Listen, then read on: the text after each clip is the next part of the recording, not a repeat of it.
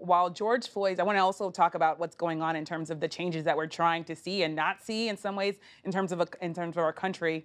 While George Floyd's death led to millions of Americans to protest, Congress still hasn't passed policing reform. Republicans and Democrats are trying to work out a deal, but so far they're not on the same page. In 2015, after the shooting of Walter Scott, I wrote a bill to fund body cameras. Last year, after the deaths of Breonna Taylor and George Floyd, I built an even bigger police reform proposal. But my Democratic colleagues blocked it.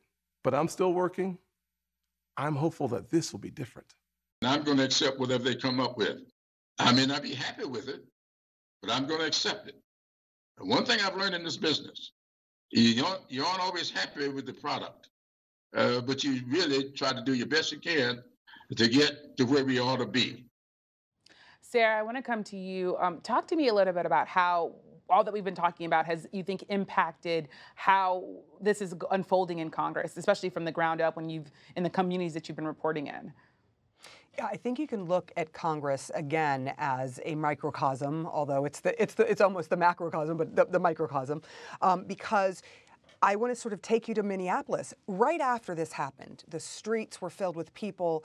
There was intense anger. There was intense emotion. There was intense sorrow. There was an intense push to change things and change them immediately and for good. The initial reaction from the Minneapolis City Council was to replace the entire police system, the entire police department, with a different department that they called something like the Department of Public Safety, right?